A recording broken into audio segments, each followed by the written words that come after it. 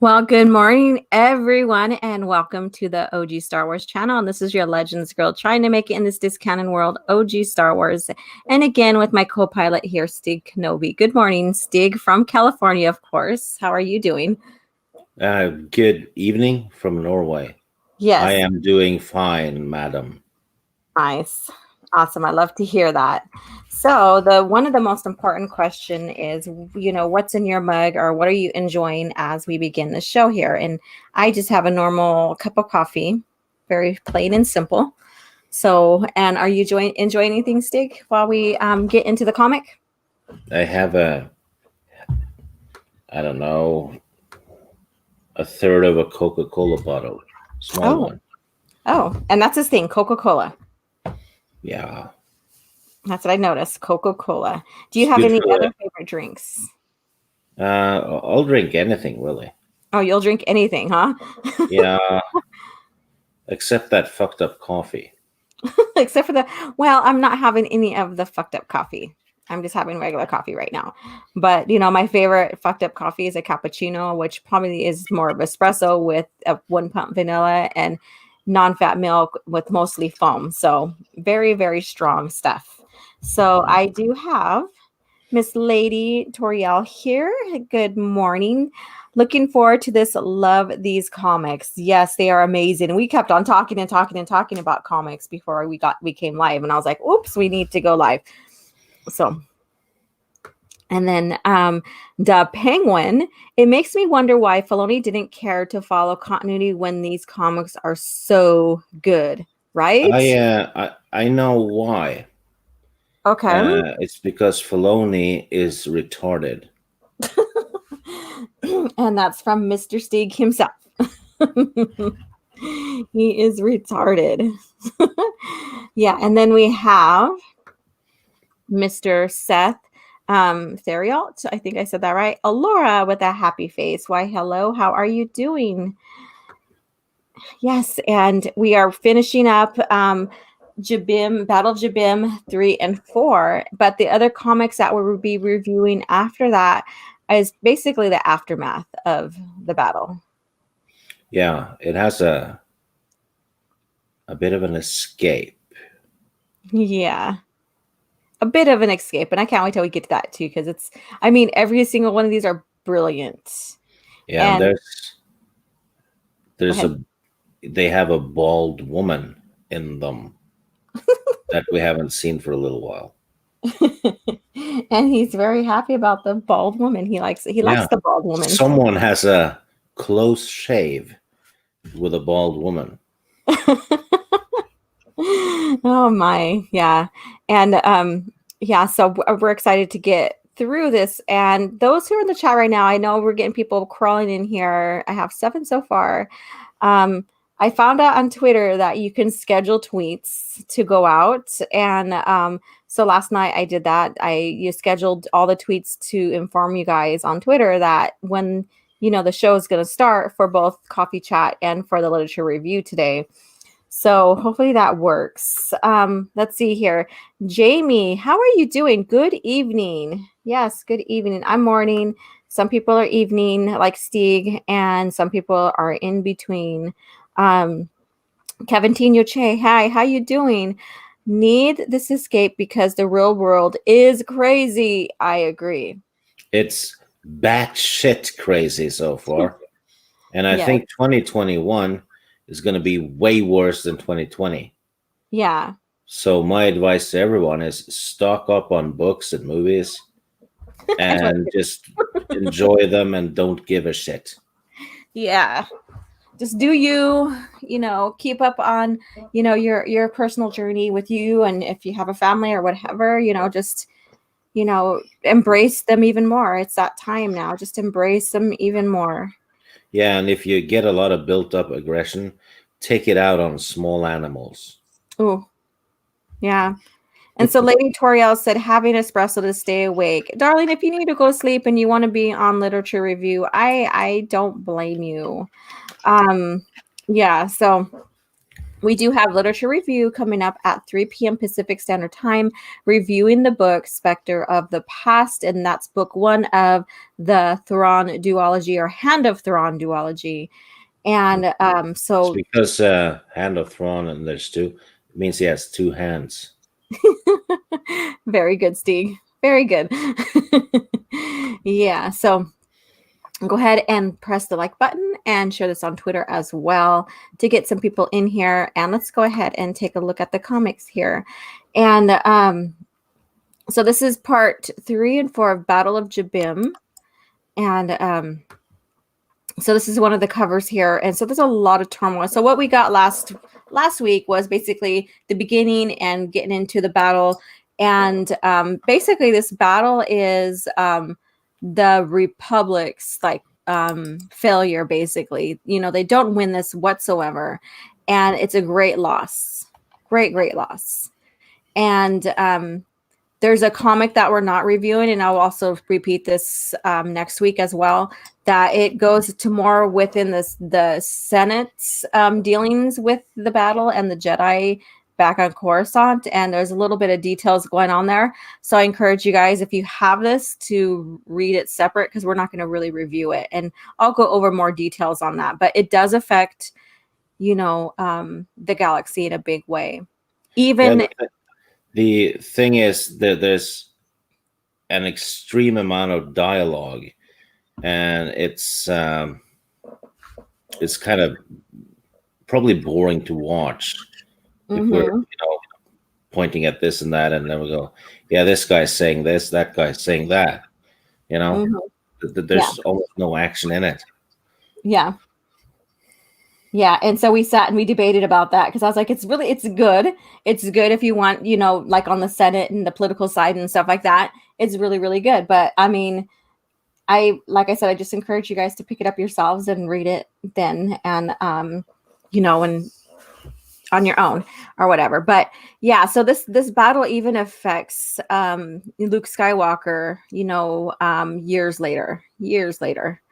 And so one thing I'll say here before we move on and start reading, let me go back to my screen, is that, and Stig and I have been talking about this, and so Luke had a hard time, and he's at Jabiim there on another, I wouldn't say mission or whatever going on there. And it says Luke had a hard time focusing his fledgling Jedi abilities, since he was haunted by the fact that his father, Anakin Skywalker, was not a hero to the people of Jabiim, but a traitor. After the disastrous Battle of Jabiim, Anakin had refused to evacuate the Jabiim loyalists, and as a result, the loyalists were subject to a separatist rule of their homeworld. You just spoiled the whole damn thing. We're getting into it. I did not. Yes, you did. So here we go. Well, we just talked about how the battle, basically, it's a great loss. Anyways, so let's get into it. So we have the Battle of Jabiim, day 37. So they've been there for a while, and they are struggling, and mostly they are Padawans now dealing with the battle here. So we have some tough scenes, continued rain, all of that. And then they finally get some sunlight, or whatever. And it looks like she got caught here, huh? Is that Alicia? I think so, yes. I think she was the last general or last Jedi. It's a bit tricky to see. You need to zoom in more. Okay, let me do that. Whoopsie. Yeah, maybe a little bit more. Oh my God, stop it. Oh, there we go. Let's see here. Okay. Yeah, so it's General Liska. So she's the last general there now, and she just got shot. She's like, let's enjoy the sunlight. And basically she just got distracted, I guess. That's how I see that. Could you zoom in a bit more? Like how, on what? No, make the picture bigger. Because you can't see the writing. Yeah, like that. I'm trying to go back to it. I lost it. You Okay, need to get a mouse. Huh? You need to get a mouse. Yeah, I'm still using the pad. Yep. So here it Makes is. you a Padawan, doesn't it? So here it is. So I don't want to zoom up and down either. So I'm going to go back to where it was. Let me see here. General Leska. Yeah, she's a full-blown Jedi. Yeah. The last of the full-blown Jedis that are on the planet. Mm-hmm. Actually. So yeah, she Exactly. gets gunned down big time. Mm-hmm. Yes, she does. She gets gunned down, and it kind of puts, the other Jedi, they don't know what, they're very still very green, I guess you can say, Padawans and stuff. So it leaves them in turmoil, I guess.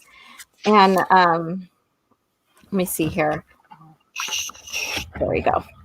And so we have Anakin here too as well, and he's like, they're talking about by the Force 30. Okay, so 37 days of miserable reign, and then she's like, how long do you think the break will last? And it didn't last very long whatsoever. So we could see there's a lot of turmoil still going on, and the weather is hindering like reinforcements as well.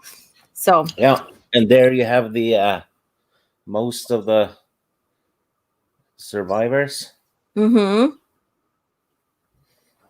Exactly. So we have Look at more. that diversity, though. Mm-hmm. Yeah, true. We got a Yeah, redhead and there. Anakin and one of the female Jedi's are even disabled. They Mm-hmm. have prosthetic arms. Yeah, true. True. Mm-hmm. And so then they're talking about the weather and having reinforcements come down, but then they do see one of the shuttles coming in, and so that leads up to some more turmoil. So let's go ahead and switch the page here, and let me try to send. Oops. Well, for fuck's sake. Okay, there we go. Language. Language, Alora, language. It's too early for that. Good And grief. so, huh? Nothing. Uh-huh. Okay. And so we have the shuttles landing here, and they get the assassin droids. Yeah, So the they're separatists. given droids from the separatists, Mm-hmm. and yeah, that's might change the tide a bit. Exactly. And they're like, what is your primary function? They're like, to assassination. And Yep. he goes, what are the orders? And they're like, make the Jedi suffer. So they are, they are ready. They have the reinforcements from the the separatists, and and we do see them in action. So let's go ahead and check that out. So of course, this is Alto Stratus basically, and he wants to free the Jabiim from the Republic, because the Republic only took notice, and again, this is a recap, only took notice of them after their plea for help for many years towards the Republic, because of their ore, because of their metal. Yeah. So So they didn't want to meddle with it until now. yes, exactly. And then we have them back at the Cobalt Station, and they are talking to, which master are they talking to? Uh, Or is that's a loyalist right here. So yeah. they're Oh, yeah. talking. That's the yeah. Because there's kind of like a civil war. Yeah, Half the planet wants to support the Republic. The other half wants to support the Separatists. yeah. Yes, exactly. And so they're talking like, okay, so what should we do now? Blah blah blah. And they're like, we really don't have any orders for you, but good luck. You're on your own. Sorry, you're on your own. Yeah. And let's see here. And let's go here. So let's go forward now. And so we do have the shuttles. What are these one ships called? Well, those are the droid things The droid from ships. from episode 1. Mm-hmm. Yeah. One of them almost ran Qui-Gon and Jar Jar over, right? Mm-hmm. Yeah, I remember that. I guess they're like tanks, hover tanks in a sense. Yeah. Yeah. A And then penguin is saying AAT. AAT. Maybe that's what they're called. Mm. I'm terrible at ship names, so Yeah, I've never caught on too well with ship names. In fact, I need to study them more so I could just point them out like directly. But yeah. that's my weaker niche when it comes to Star Wars or whatever. So there you have it. But they're here and they're still inside the base here, and But there they have a picture of all the Jedi too. Second last mhm. picture. That's the surviving Jedi. Mhm. Uh, well, a couple of different species there, and the one that's next to Anakin is the one that lost her arm and her master in a fight versus Ventress, Yeah. um, which we talked about a month ago, I Yeah. think. Yes, exactly. And let's go ahead and go on then here. And so they're unloading. Here we go. They're ready to attack. Um, basically they're realizing that they're the only ones that are left here, of course. And let's see here. I'm trying to recap on here. I It did read. reminds me, you know what it reminds me of? What's that? That control center room Uh-huh. that they're in, and they're inside. They're making plans, and they're being faced by more and more enemies. Mm-hmm. It reminds me of Aliens, Oh, because okay. they're pulled up in that control room, right? Yeah. And there's less and less of them. Yeah. Feels a bit like that, only it's war, not creatures. Yeah, exactly. And they're saying, I'm staying to fight. This is what we came here to fight. And it's what our masters would have wanted. And then we have the realization, like, I get to make my own decision for, since I became a Jedi or a Padawan, everybody's been making my decision for me, so we have this banter going on as Padawans and realizing that they can finally make their own decisions on what they want to do and stuff. And so there's, gives us a little bit more insight on, what goes on with training and what's expected of them and stuff like that. So, and, but we also do get that, some of them will say is that, in this comic here that they weren't trained for this kind of battle either. So you see that too, as well. And, Oh, yeah, you have a super chat from doping chaircock police. what? Oh, Oh, this one open right here. airlock policy. Sorry, I read that wrong. That was really wrong how you read that. All right. EU I, Elite is in the house. Well, thank you so much, Open Airlock at 250. Thank you so much for coming in and joining us. And I do have 15 people here, so press the like button and share this link with everybody on Twitter so they can come in and join in on this review of the comic and our chat and everything. Let's see here. Zagara just came in, our hello, howdy chats. Soul Assassin, Zagara. Again, I just said that. The Penguin AAT, that's probably where you got that from. Oh, and another yeah, interesting fact is that the AT-ATs or the walkers, this comic is where they debut as their trial run or brand new product of the Republic and they're using it for the first time in Battle of Jabiim. So yeah. something to think about. You have a Jedi Lukey further up too. Oh, okay. Let me see here. All right, Jedi Luki. Good morning, everyone. Battle Jabin for the win. Yes, it is. It's such a it's tragic. It's a good story, but it's so tragic as well. So let's see here. And so we have the the coming of the battle again. Because if they have these little periods of, like, I wouldn't even call rest. It's just regrouping, and if you even want to call it that.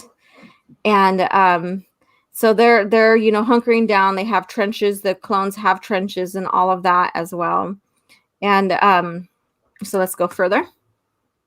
And then we have the separatists coming in as well. And they're basically getting ready. And Yeah, and then you have those two two Jedi's in the middle there, Cass and Mac. Yeah. They're kind of like a couple. Mm-hmm. Oh yeah, that's right. They kissed. Yeah, they smooched on the battlefield. Mm-hmm. So they have attachments. Yes, they And they do. wanted to attach each other to each other. They want to attach each other. Well, we don't need to go into or we don't need to really fully go into that. But here we go. So we have the assassin droids here, and they friggin' look crazy. They look crazy. And then we have Anakin getting a message in. Chancellor Palpatine manages to get a message through, even though we know in this the Battle Jabiim that it's hard to get comm messages through. It's hard to get ships and drop ships through for reinforcements and stuff. But somehow Chancellor makes it through to Anakin. But we know who's kind of leading everything over there, right? It's he's leading both sides of the war, so it's easy for him to do what he wants to do. That's how I see that. Yeah, and he's calling Anakin back, kind of. Yeah, he is. Needs Anakin to go back to Coruscant. Lead the evacuation. Oh yeah, that too. Yeah, so he wants to lead the evacuation and then leave, and then leave or whatever. And we'll get more into that here pretty soon. And then he has a and it's basically it's well, we know, but Anakin doesn't know. This is Palpatine most likely getting Anakin out of the way to protect his investment, which is Anakin. Yeah, exactly. Palpatine probably knows what's coming. Yeah, and the thing is too is he's also protecting his investment because the separatists siding with Alto Stratus, basically Alto Stratus is allowing the separatists, which we know that Sidious is the one in charge of that side of the battle, and we know who Palpatine is, and so they're giving them some metal, so it helps them with building ships and whatever they use the metal for and stuff. So it's funny, and I don't think it's funny. It's crazy how Palpatine's like basically heading both sides of the war. Yeah. So, yep. So, and then we have the holocron that Anakin is given to take back with him as well.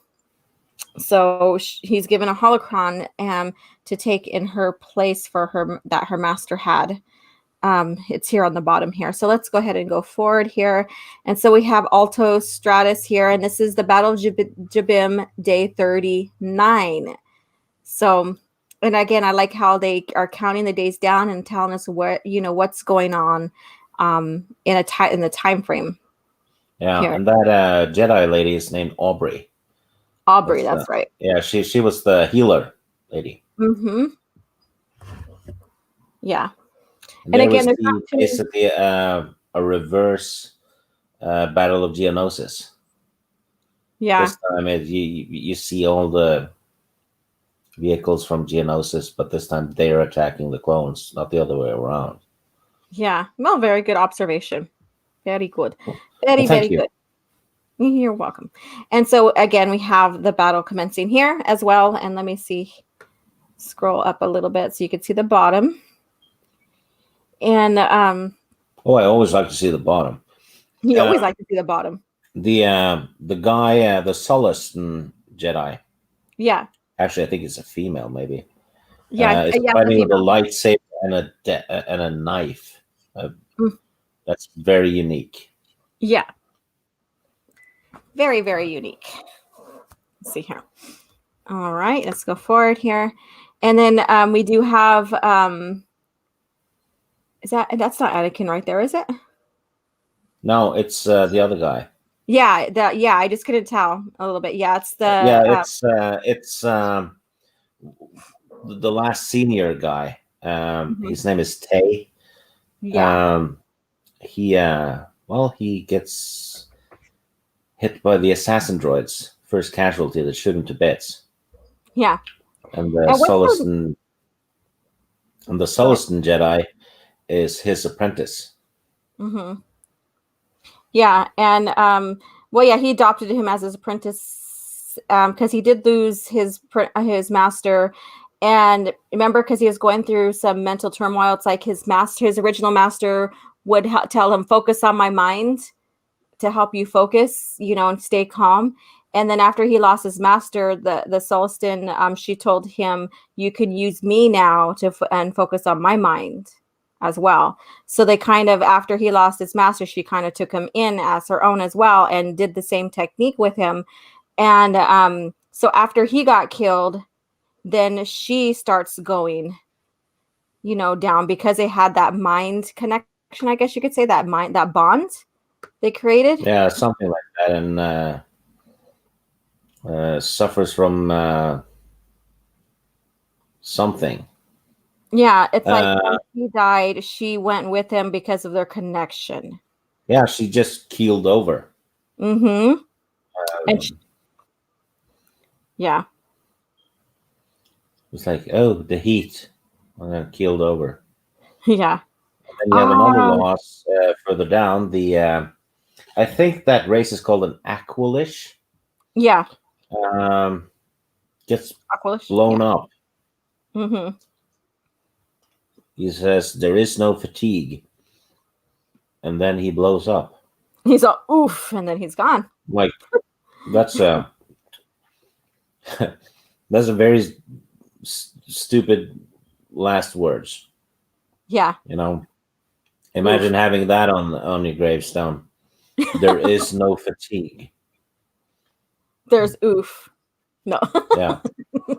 It's like the lazy Jedi code. There's no fatigue. There's oof. There's oof. Yep. And then so he right here, he's like, there is no death. And then, so we see him reciting, and he does recite that off and on through these comics here. We haven't really, paid attention to that, but he's the one that's always been reciting the Jedi or the code, or whatever. And they drive over him, but he arms a couple of grenades. Mm-hmm. And takes the vehicle with him at least. But yeah. He basically sacrifices himself for them. Yeah, they've just lost 3 Jedi in 2 pages. Exactly, within a day or two, and then so we have the one you were talking about. Yeah, this is Zool. Yes. I think she is awesome. Mm-hmm. But she has a lightsaber, but she also uses this is a blaster cannon. Yes. Which is the shotgun of Star Wars. Yeah. And she has her cybernetic arm and stuff, and she kind of looks like something you'd see in that new Cyberpunk game. Oh, okay. I haven't really paid attention to that, mostly. So, you played it before, Steve? No, I waited because it's a huge game and it's brand new, and I figured they're probably going to have a lot of bugs. Yeah. And they did. Yeah, I know. That's what I mostly heard about that, is that they had a lot of issues, like a lot of bugs for that. Yeah. Okay.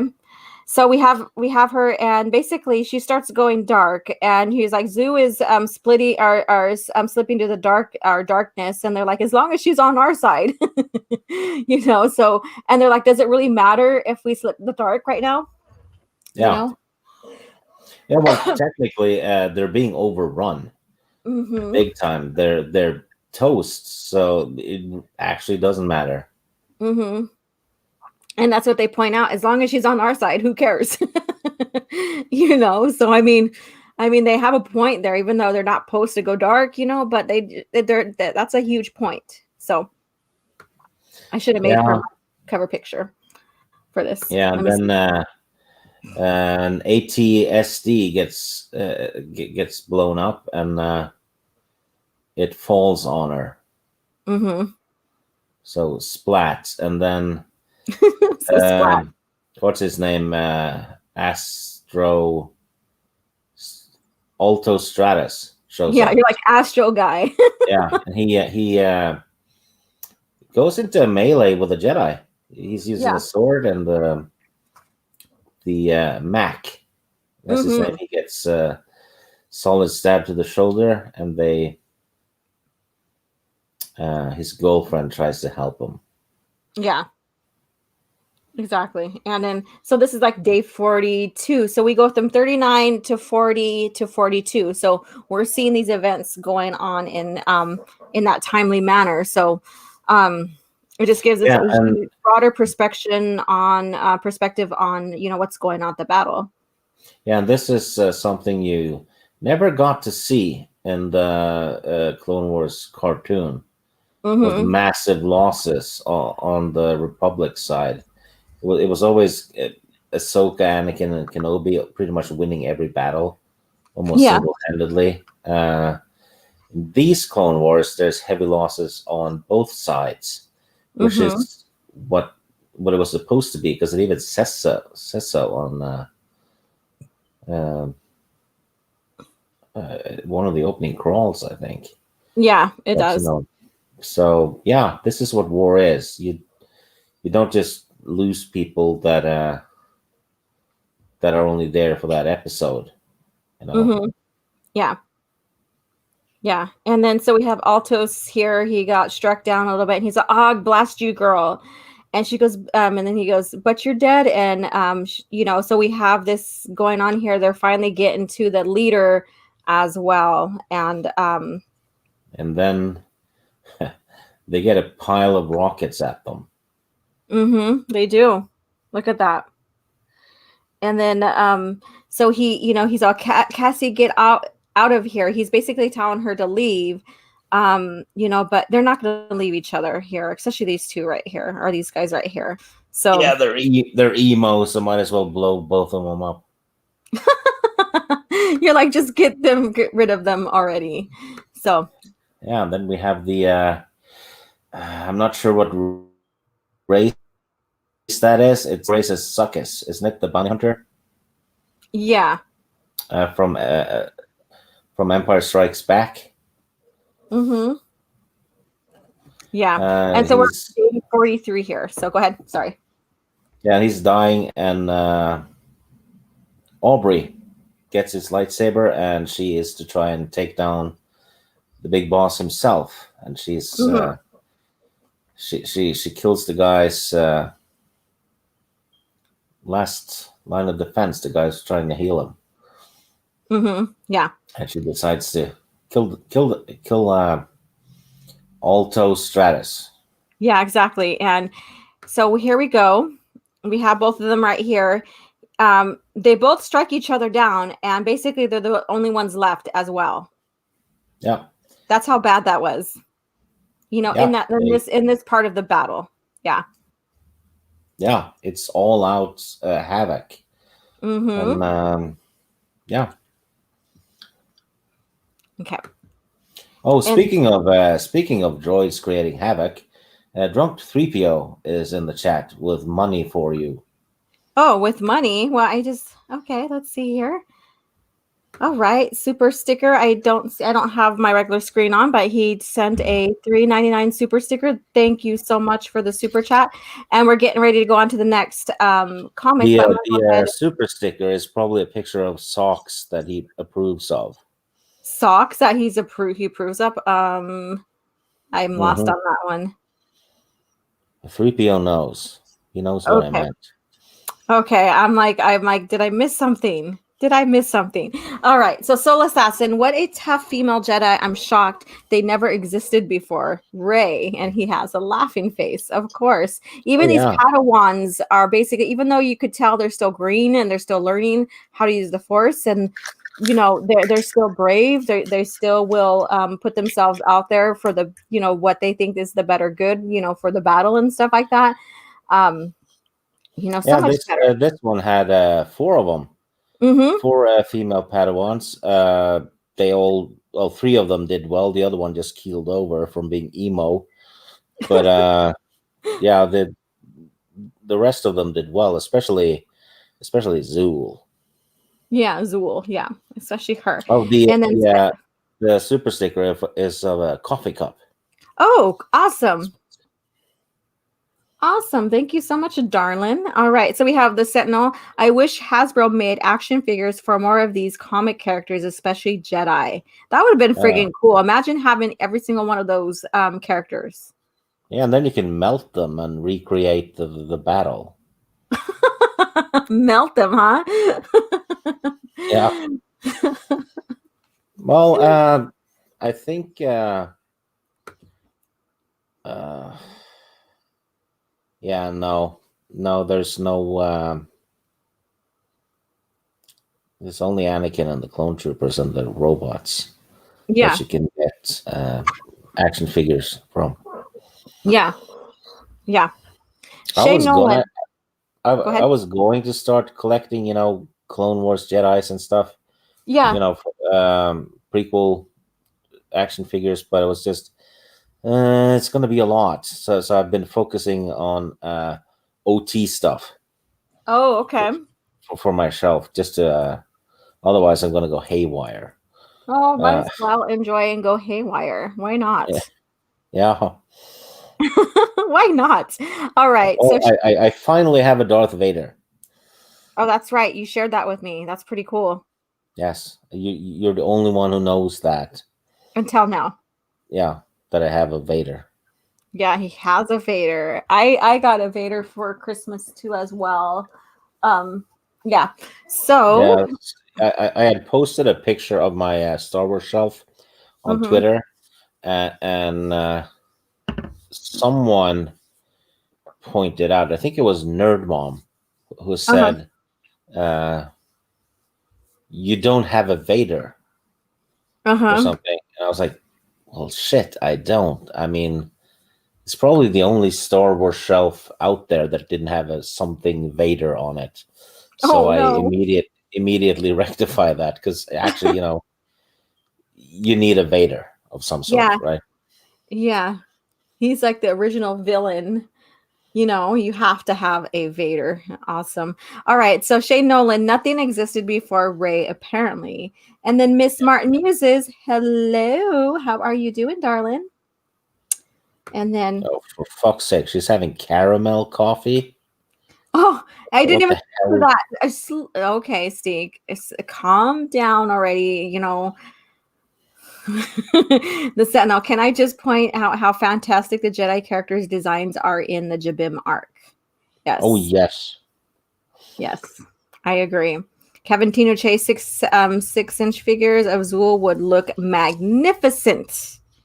Sting yes. would have that. He would have that. He would have her in his collection for sure. She would For be sitting next to me in my bed every night. Oh well, that's TMI right now, darling. Okay, Soul Assassin Splat. Where's Miss Martin Muses with sound effects? Laugh out loud. I know, right? I know she brings a whole lot of a new level to these comics when I have her on and when we review these and she does a sound effect. She is such a wonderful person. All right, Shay Nolan, design agreed. Let's see here, and then Dr. Coffin Nails. Filoni never cared about canon. He Nope, plays it with it very very loosely. He does. he just took stuff here and there and Mm-hmm. just. I mean, he has at least two characters on the Clone Wars and Rebels Yeah, that in canon were dead before he used them. yeah. He like resurrected Yeah. them in, huh? So that, yeah, they died like years earlier, which Yeah, is which is why you don't see them on the Jedi Council in episode 2, but they're there in episode 1. yeah. And he's like, he probably just looked at some character design and went, "Oh yeah, this guy looks cool." Mm-hmm. Yeah, basically. All right, the Sentinel. Correct, Stig. These comics showed battles where Anakin and Obi-Wan had to push themselves to the limits of their lightsaber and force skills just to survive. Yes. Yeah. And at this point, everyone thinks Kenobi's dead. Yeah.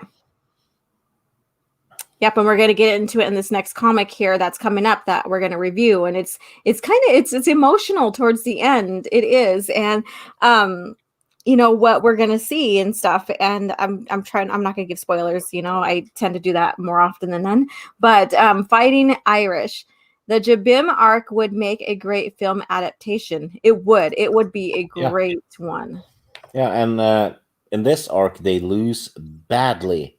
They're Mm-hmm. getting their asses handed to them, Yeah, exactly. and not just by droids, it's by Mm-hmm. the locals with no lightsabers, force stuff, or anything. Yeah. They're yeah, there's probably like 10 Jedi at least that die in this one, Mm-hmm. and they're not shitty ones either. Sure, they're Padawans, but we've seen a couple of them before in other Yeah. comics, and they they've been competent. Yeah. Yeah, and there's one that's supposed to, it's like I'm not, I can't die here. I'm supposed to be trained by Mace Windu. They have high expectations for me to be on the council. So that kind of explains, what's really, how well these Padawans, even though they're still, I guess you could say, wet behind the ears when it comes to their abilities and still learning and stuff, how well they are, Yeah, and stuff. So, yeah, and that even yeah, helps the face. like you said, one of them is supposed to be trained by Windu. That means that person most likely has a hell of a lot of potential. Mm-hmm. Exactly, because he doesn't necessarily he doesn't just take in anybody, especially with his, deciding if anybody's even capable of doing Vapad, dueling technique and stuff like that. So he is very, very picky. So it's kind of like the Black Hawk Down Star Wars film. Yeah, Yeah, nearly. or Platoon. There we go. Yeah. There we go. And then, of course, here we go. Caramel coffee in my cup. So you have caramel flavoring in your coffee. That sounds good. I just have regular cream and sugar. That's all. Just a little bit of cream, a little tiny bit, just to give a little tiny bit of color in there. And then I do use coconut sugar instead of regular sugar. So that's what I've been using lately. It's been really good for my stomach. I'm trying to cut down on sugars, processed What sugars and stuff. what she really means is there's caramel, cream, a whole coconut, half a chicken, a Snickers bar, and some coffee. Oh, you're just being friggin' dramatic, Stig. That's not what she means at all. As you can tell, he doesn't like flavored coffees, like any kind of flavored coffee. And so he takes it to the extreme. So, and I want to do like an opening for coffee chat where we have him making fun of flavored coffees or something. I don't know. I have like this vision in my head. If I could do an opening for, coffee chat with just stuff banter like that, that'd be so fun. That'd be hilarious. All right. The Sentinel. When you read more of the Republic Clone Wars comics, you see a very nice evolution in the Obi-Wan Kenobi and Anakin we see at the start of Revenge of the Sith.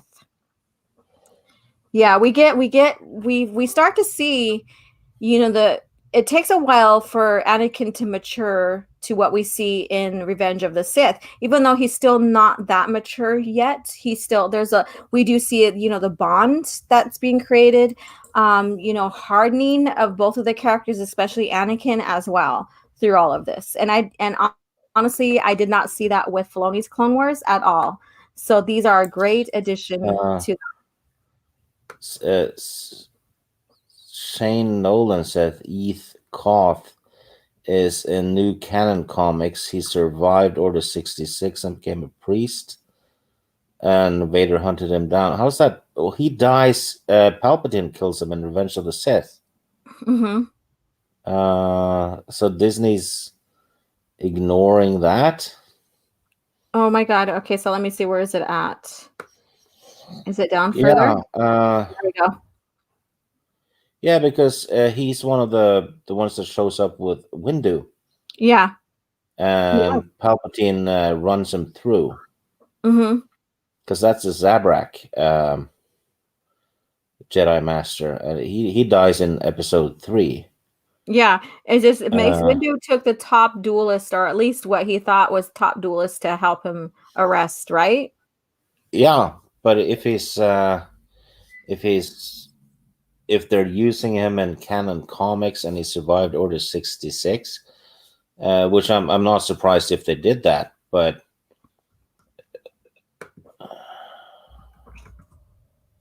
wait, Agent. That's crazy.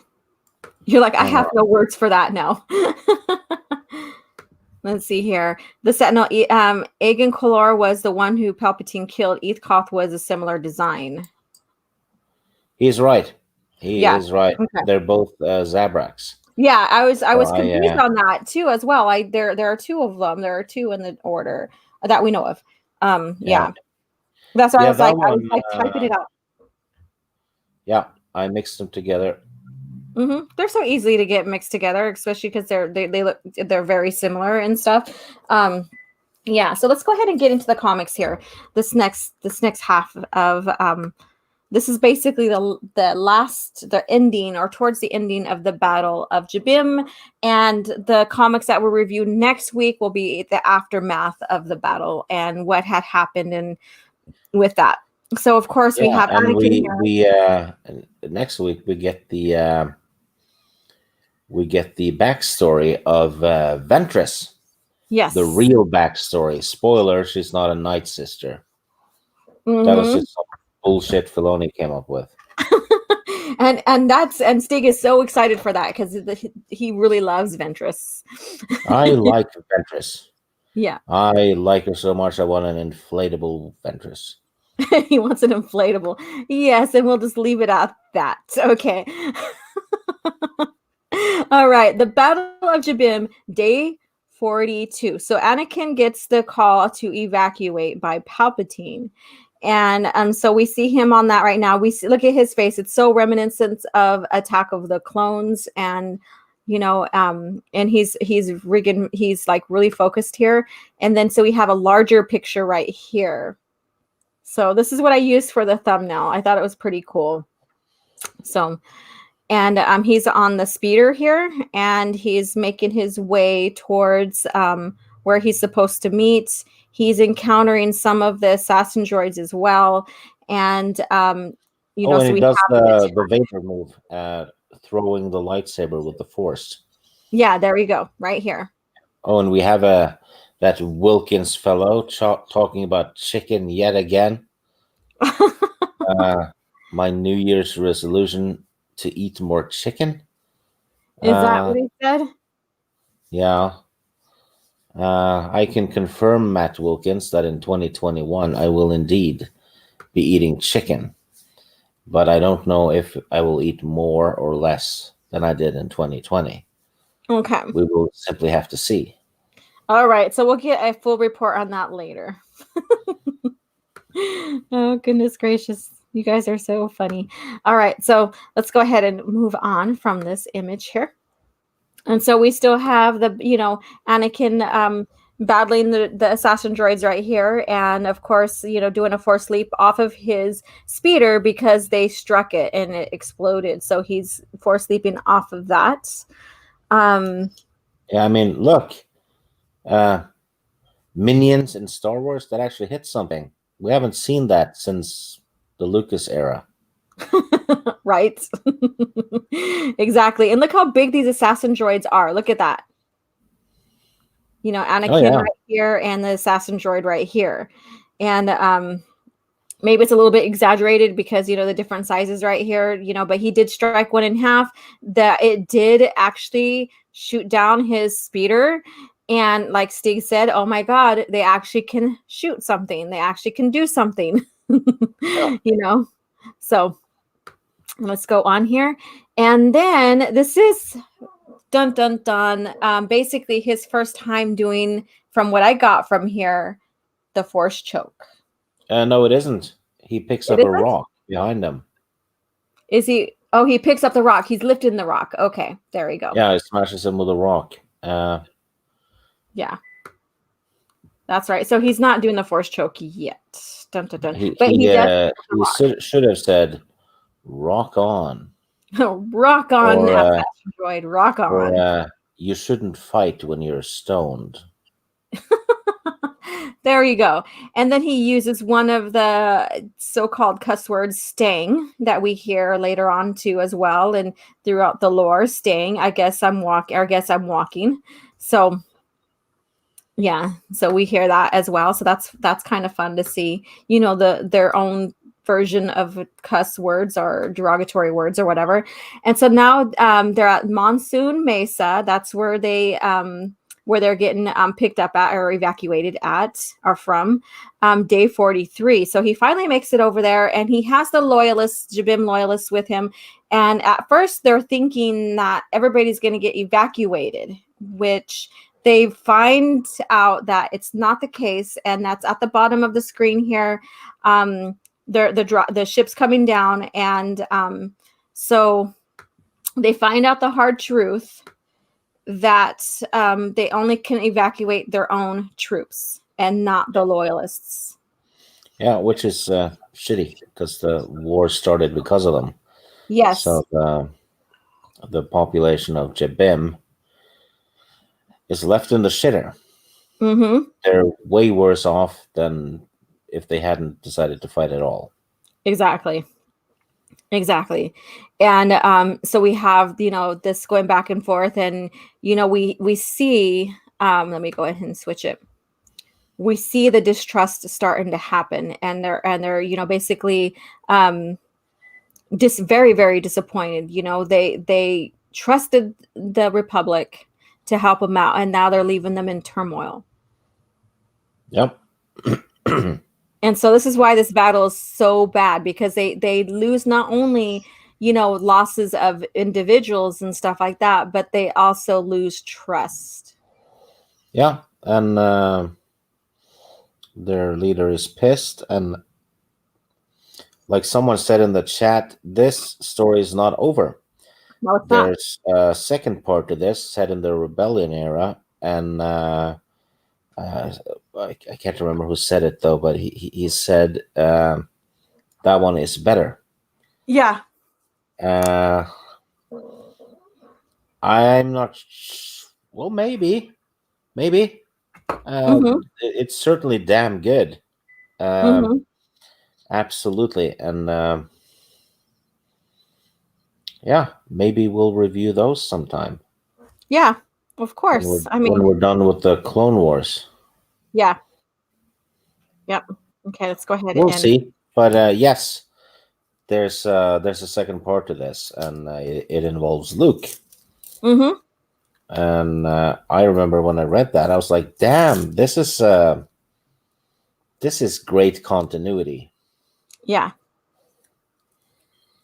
Exactly. It's like Luke had to clean up their name and clean up the trust with the people of Jabiim, really. Yeah.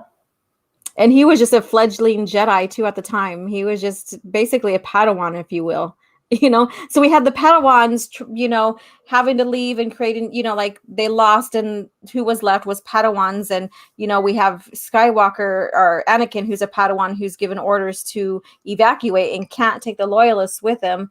And then later on, we have another Padawan, which is his son, who has to come back and basically clean house, And so, and it's like, how many years later? About 20 something years later. So very, very interesting, or 19, 20, 21 years later or something like that. And so we have them talking here, and, he says, I can't take you guys, I must evacuate the clones, good luck, basically. And, of course, in the heat of the conversation, Anakin does get slapped. And, well, that's a full-blown punched. That guy literally punched Vader. Yeah, he did. And then so we get here, and of course there's he's like, this shit's not going to go down, basically, and he's got his rifle, his blaster out, and Anakin, this is where we get the Force choke. Yep. Because he friggin' basically busted his chops. He busted him in the jaw. And so he pissed off Anakin. And of course, there's a lot going on here. He's in the heat of battle. He's a Padawan still. He wants to do right for everybody, but he can't. He's dealing with all these emotions, and he gets hit in the jaw, sucker punch in the jaw. And so now he Force chokes. him. So Yeah, this is another Anakin dark side moment, and it's yeah, mm-hmm. he's been having these moments ever since he lost his mom in a Yeah, couple of exactly. times. Mm-hmm. Exactly. And then basically he realizes how wrong he was, and he's like, I'm sorry. And basically he says, save your apologies and stuff. And so he has to load up his troops and stuff. And of course we have the leader down there, and then again this sets up for confrontation years later. So they don't trust the Jedi. The Skywalker name is now shit because of what happened here. And so Luke gets the brunt of it later on. So, and here we go. So he's basically run back to the Republic, but we won't forget this betrayal. Dun, dun, dun. And we know that. So if you are, if you read, the future comics and stuff with Luke, you exactly know what happens, what's going on. Yeah, So, this is what Disney got rid of. uh-huh.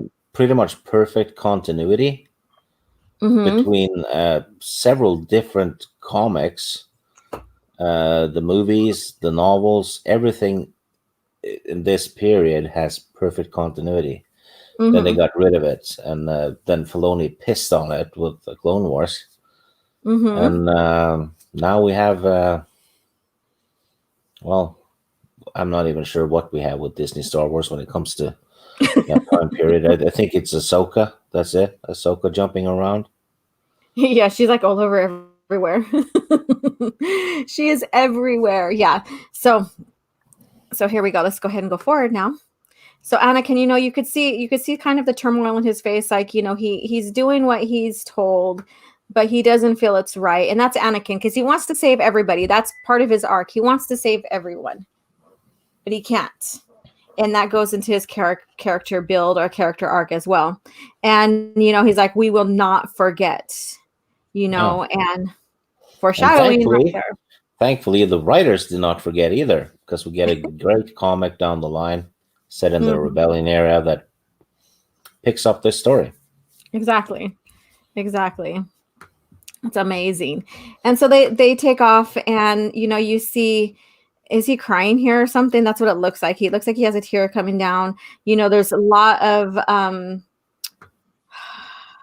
emotion, going Yeah, on. There's betrayal, it's like I said, this war, it's so bad on every front, whether it's the loss of lives, while it's the emotion, while it's betrayal, trust, whatever, what have you.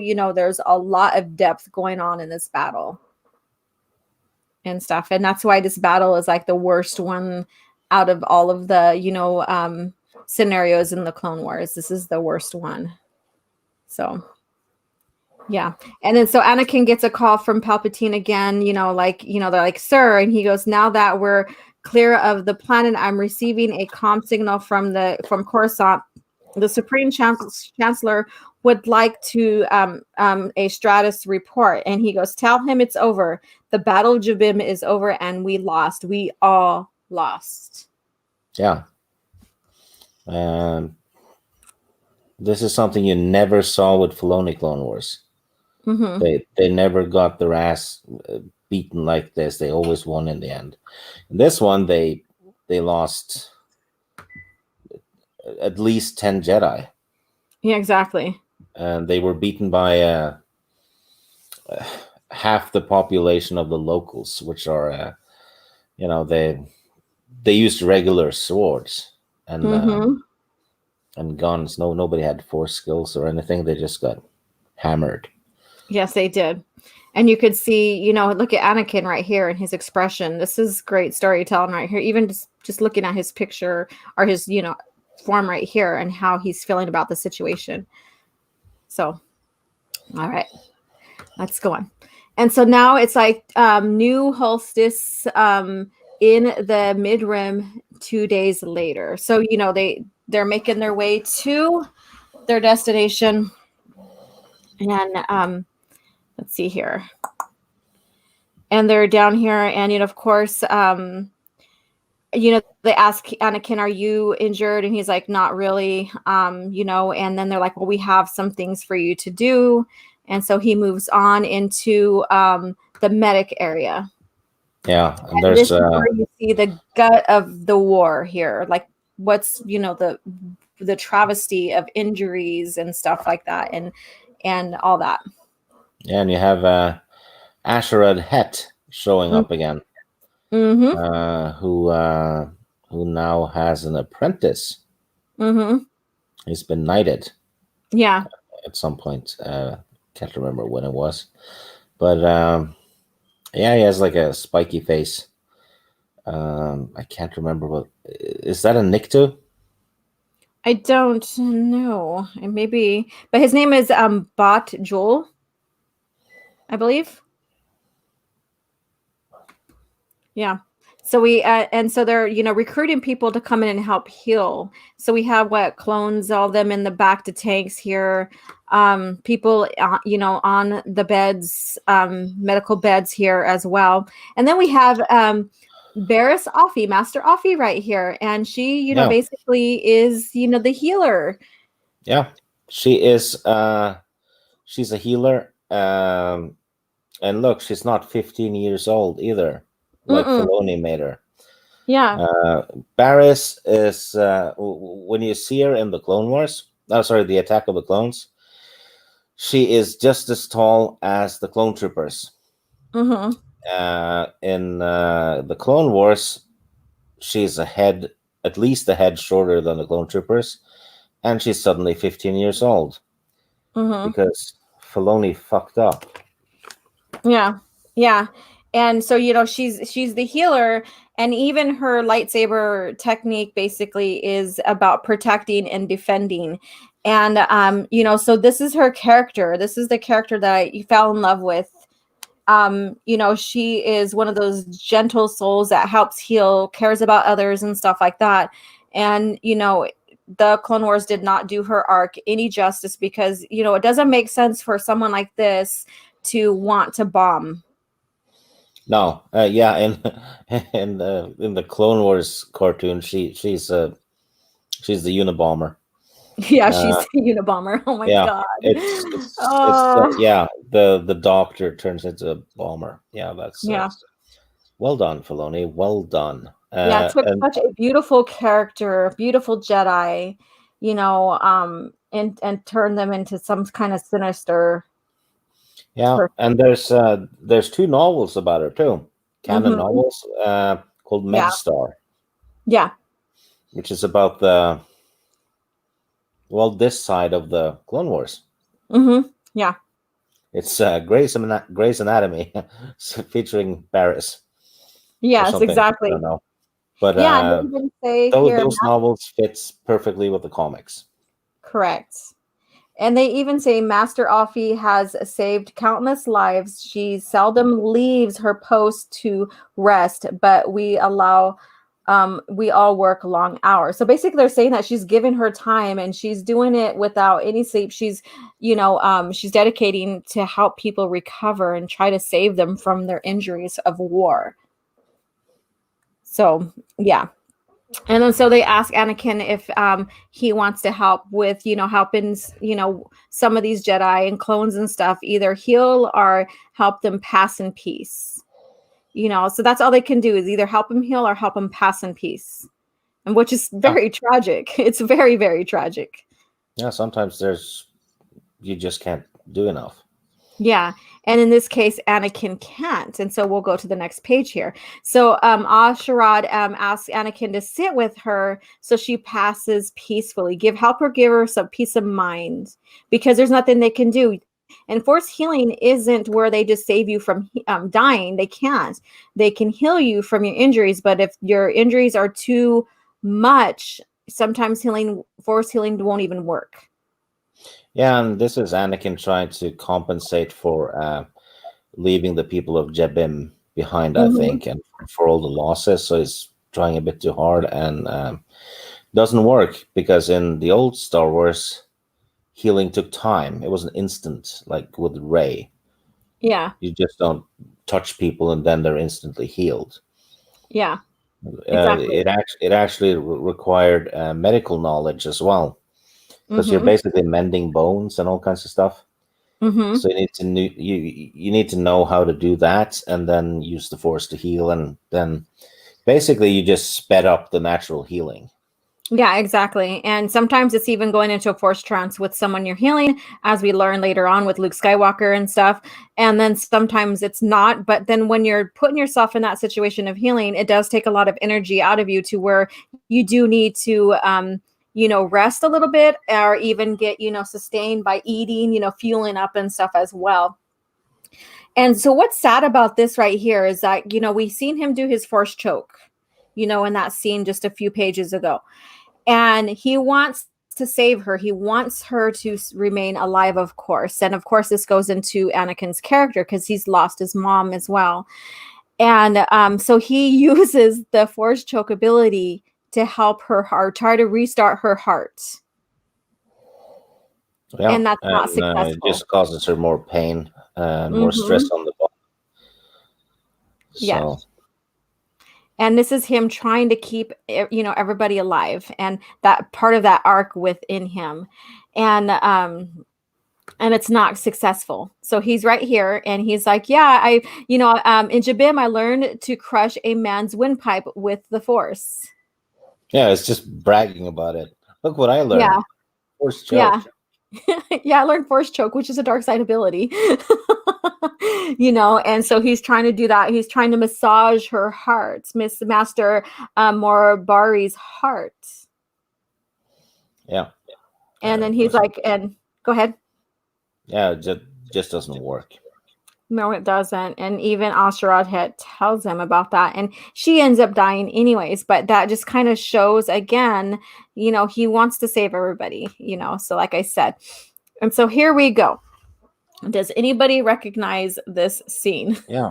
Yeah, from any material, new material? this is something the Mandalorian ripped off, actually, Mm-hmm. with the what's his name, Grogu contacting Yeah. the Jedi. This light thing functions much the same way, Mm-hmm. and interesting enough, in the upcoming comic, we also have a dragon eating a sarlacc, which we also saw in the same damn season of The Mandalorian. So they've probably just been reading these comics and picking stuff and putting in The Yeah. Mandalorian, because it's very telling when two things are just two comics apart, Mm-hmm. when they're ripping it off. Yeah. Yeah. And then so they take Anakin to this, and I think this is going to help. They're trying to give him a peace of mind as well. And he's like, "Incredible! What is this?" And they're like, "A memorial that the people of the New Holstis created long ago to honor all the Jedi killed since the birth of the Republic." And he goes, "What are they?" And so he's all memory moths. They are supposedly immortal. There has been one moth added every Jedi who has been killed, and now the monument grows brighter every day. Yep. So we get, we get the loss of the Jedi. We get it. This gives you a clear idea of the loss of the Jedi during the Clone Wars, because look how bright that is. Yep. Look how bright. And so Anakin gets a chance to, memorialize those Jedi they lost on Jabiim. So I'm gonna go Yeah, ahead. they whisper, the moths whisper their names, I believe. Yeah, exactly. Because he goes, I hear it whisper, and and it whispers a name to him. So the one Jedi that he hears the moth whispering is Os Willem. Yeah. If I even said that right, but Os Willem.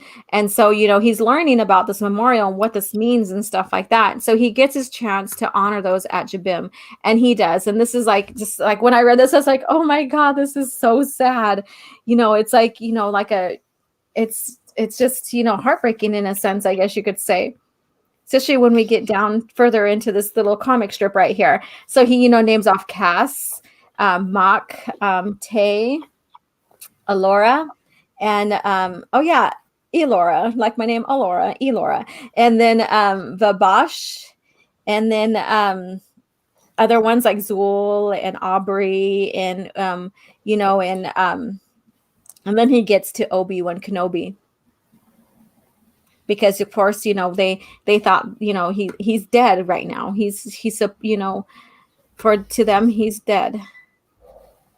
Yeah, yeah, he thinks Kenobi's dead Mm-hmm. at this point, but Yeah. yeah, spoiler, he isn't. Yeah, well, of course we know he's not, but in this right now, in this heat of this war, on this great loss and stuff, and seeing, not even, getting Kenobi's body from that explosion of the AT-AT, he's a presumed dead, and so he does a memorial moth for him. Yeah. So, and yeah, but we'll find out something about that quite soon. yeah, it's a good read as well, and I can't wait to get to that as well, because it has Kenobi, Steve's favorite character, with one of his favorite, female characters as well. So, yeah, so good stuff. And then, so this is the ending of the comic right here.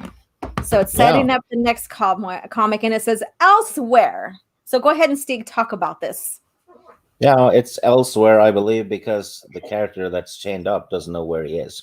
Mm-hmm. So it's actually quite clever to just say elsewhere, because the character doesn't know. And here's Ventress, who is actually extremely competent in the old canon.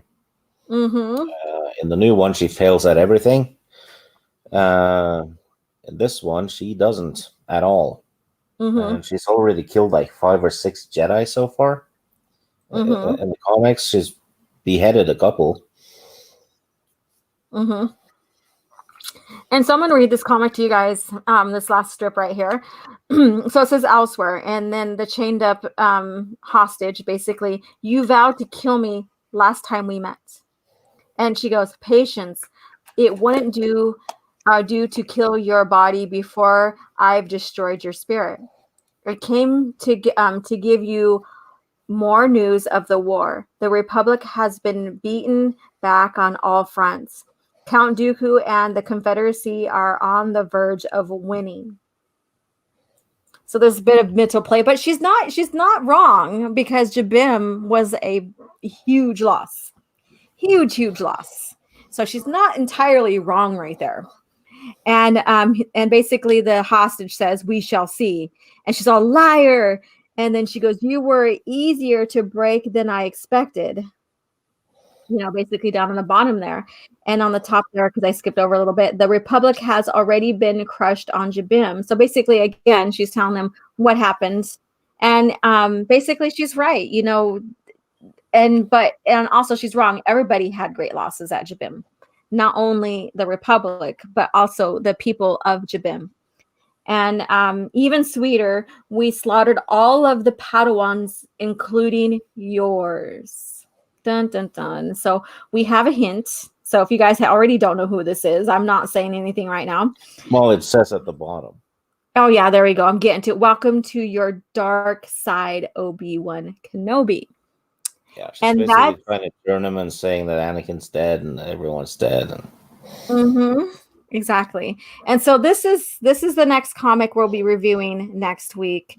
And it's Republic 59, The Enemy Line. So, and we have Anakin with Asherad Het here. So some more information coming out with that. And it's very telling. Anakin really tells, basically some of his something that happened, to him on during Attack of the Clones. And so those who have not read that, I'm not going to say exactly. So, but if you have read it, you know what I'm talking about. So very good stuff. Again, continuity matters, right? When it's telling these stories and developing these characters and stuff. So yeah, I haven't seen continuity in Star Wars since then, to be honest. Yeah.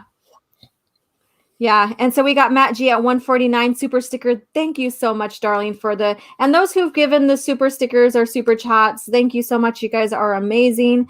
Let's go ahead and see. We ended this kind of early. We're not exactly ending right now, but we ended the comic review kind of early, which is fine. It's fun talking about these, and sometimes we do get carried away. Sketch therapy. Hello, thank you for joining in. You would want her arc honored as Luke was in Mando. Sure, hold their feet to the fire. Worked for us Luke fans. You keep their feet in the fire, no problem. Well, it's too late because it's already canon that she's shrunk and de-aged and turned evil. Yeah, So exactly.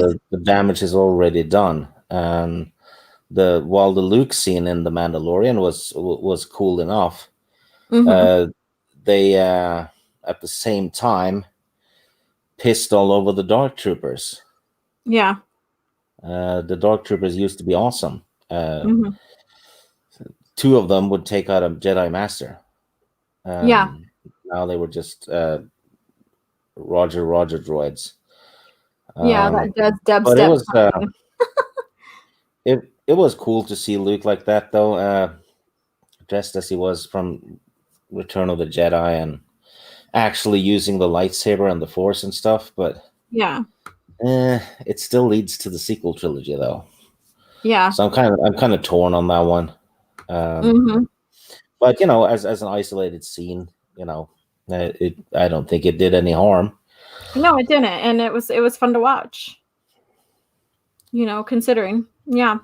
So basically, the penguin about Barris is why was she made evil?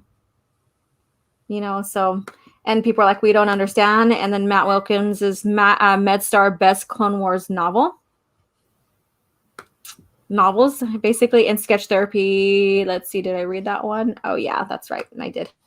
Let's see here. And then playing Star Wars The Old Republic on one monitor, watching the stream on my secondary life can be good. Well, thank you so much for listening in while you play. I'm hoping you're enjoying your gameplay.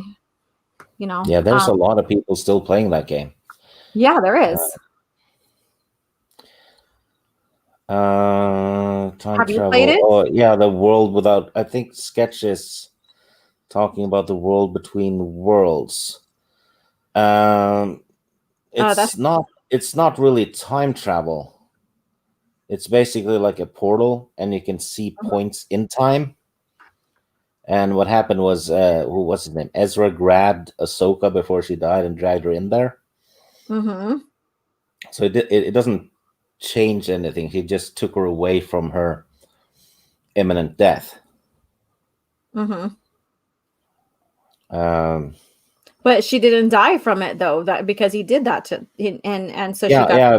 Vader was about to kill her, and then Ezra reached through the portal thing and dragged her into the world between worlds, and then that temple collapsed on Vader. Mm-hmm. So it's not, in a sense, it's. I'm not sure how to explain it. It's not directly time travel, but you can fix things with that, absolutely.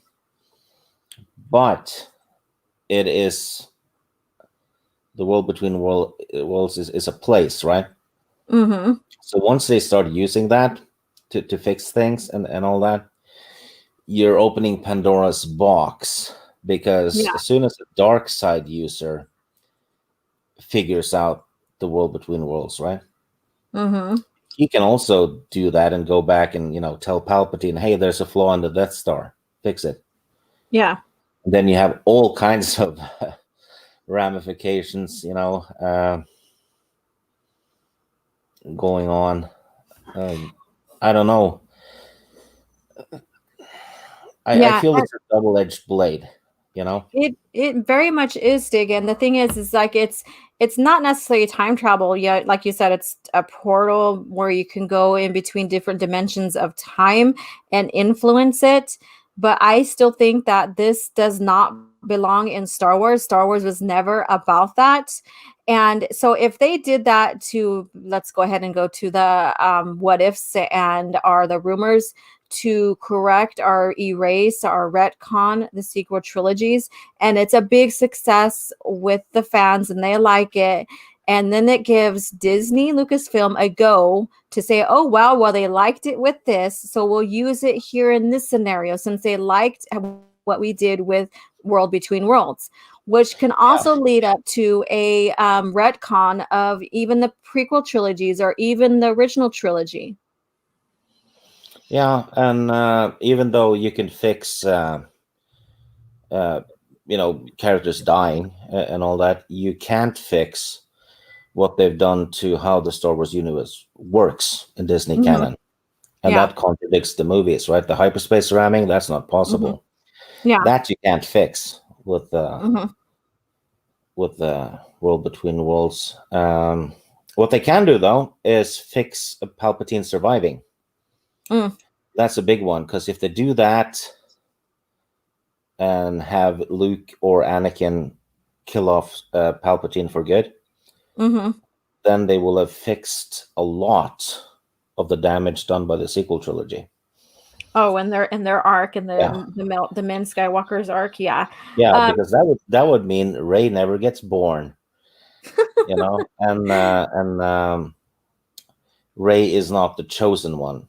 It was yeah. always supposed to be Anakin, but with the sequel trilogy, it's Rey because she's the one who defeats the Sith. Sith. Yeah. She's all the Jedi, which I thought was so corny and just cringe at the same time. Oh my god. All right, Soul Assassin. I remember people saying that one Inquisitor from Rebels was Barriss Offee. I don't recall because I haven't watched all of Rebels whatsoever. So I just reviewed a couple of episodes because out of curiosity about something that had happened and I wanted to see. But so I don't know. I can't confirm that with. Do you know about that, Stig? No, I don't. I think people thought it was Barriss, but it turned out it wasn't. Oh, okay. All right. Sketch therapy. Well, if you can't keep them alive, kill all of course. So let's see here. I don't see force choke as a dark side at all. It's just psychokinesis, like all Jedi use, pretty much just how you use it. Well, yeah, how you use it is dark side. That is a dark side ability because you use that with rage and stuff.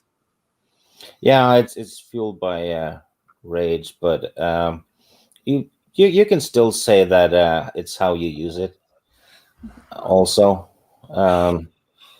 because if you can lift objects, you can compress them too, right? With telekinesis. So that one is I don't know. I'd say it's depends I on say the it's a dark situation. side ability. I say it is because you're using anger and stuff to, cut someone off from their life through the force. So that's how I see that. But I mean, we can debate about that probably, and stuff. But I Yeah, mean, I'm it's a sure people have debated it for decades, to be honest. probably. Yeah. Let me see here. Force choke. Let's see here. Did Barriss have a bare ass? Oh my god. Hello, Autobot Sadly, Megatron. no. Sadly, no. She was fully covered. um, Roderick RO7, but Kathleen Kennedy said we don't have source material. Yeah, it's like a whole scene was stolen from the KOTOR game, and Yeah, Mandalorian. exactly. And there's more and more I see. Like the more I get into the comics or the more I reread something, the more I see like ideas taken and I would say bastardized because it's they use it in such a terrible or worse or dumbed down way. That's how I see it. So just Yeah, I think a lot of the continuity issues in the Mandalorian could have been solved very easily with a line or two. I mean, the tracking fob. I see Mhm, everyone's talking about that one. They could have used it to solve any problem, but they just forget about it. mhm. So I think just one line where the Mandalorian says, "Yeah, it's not working anymore" or something. That would have just fixed a lot of problems. Yeah, exactly. And it says Mando still retconned crate dragons from being giant Komodo's dragons to being the Dune space worms. And I read somewhere like they were saying, oh yeah, as time went on, crate dragons or as they mature, they grow more legs or something like that. And I'm like, what? Yeah, here's what I don't get though. If the great dragon we saw in the Mandalorian, if that is the regular great dragon, right? Mm-hmm. And it burrows under the sand and all that, why the hell would people on Tatooine build their homes under the ground? Yeah, You know, exactly. I mean, the Uncle Owen's farm and all the other farms are underground. It's not really that smart when there's crate dragons crawling around. Yeah, they could just easy tunnel and just bam. Okay, bye. you know, and that thing about what was said about the crate dragons that I just said basically was said on the Mandalorian gallery documentary. I was watching that, doing some research and stuff, and they're like, oh yeah, well, as they get older they grow more legs, and I'm like, really? So trying to explain the difference between crate dragons and the original lore, where you have the the ones with the normal four-legged, then you have the ones that are like like quadrupeds or something like that. So let's see here. Sketch therapy. Well, half of those lumens are from the first battle of Geonosis. Laugh out loud. So, and Battle of Jabiim basically is like a year and a couple months after Geonosis. So that's the time frame. I looked it up last night because I was like, I want to know how, like the how far that is from the Battle of Geonosis. So how far we are into the Clone Wars, basically. Shane Nolan agreed. Sandworms totally stole that. Let's see here. And then we have Matt Wilkins. Darth Vader made that light shine through the galaxy during the dark times. He sure did. That's true. Let's see here.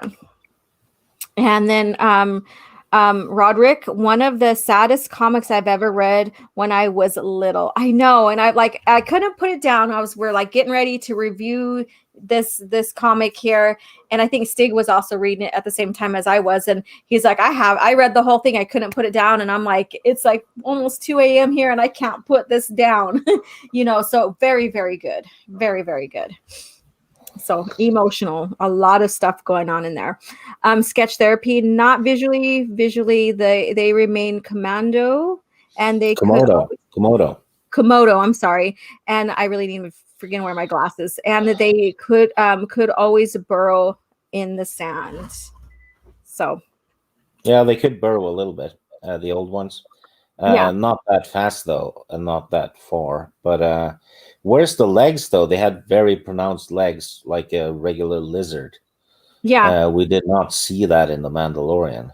Yeah, and my thing too is it's like, okay, so my understanding with the crate dragons is that they didn't swim and burrow through the sand like we seen in the show.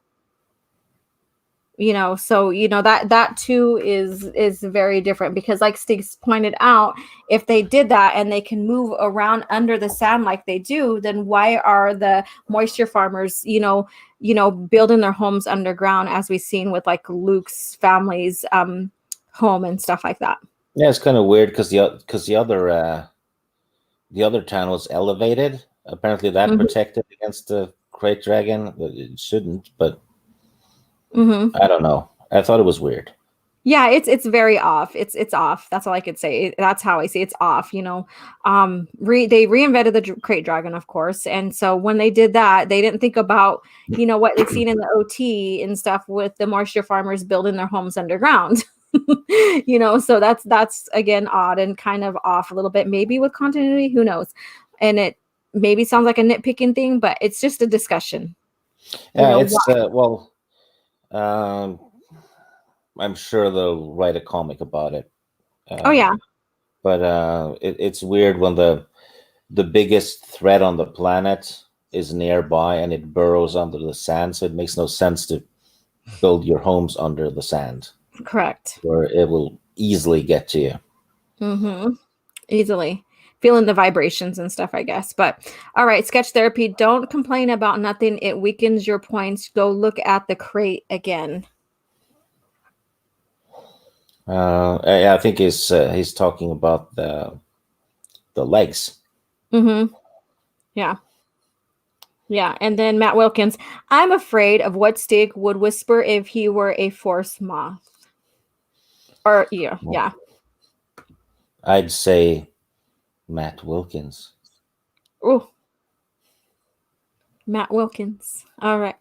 Sketch therapy. I saw no worm. I saw no shape. And visually, dictionary keeps the crate dragging as it was at least the one I saw.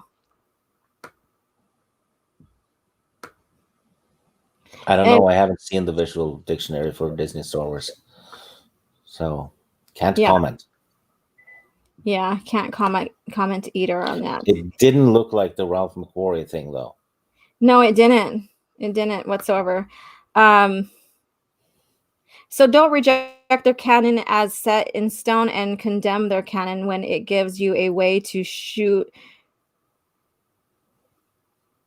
your Uh, head canon into the system. Here's your canon. Disney made it for you. Shoot your head canon into existence. What? I don't agree. What? uh, I think he's talking about the World Between Worlds and how Disney Hmm. canon can be changed. Uh, yes, you can change events and maybe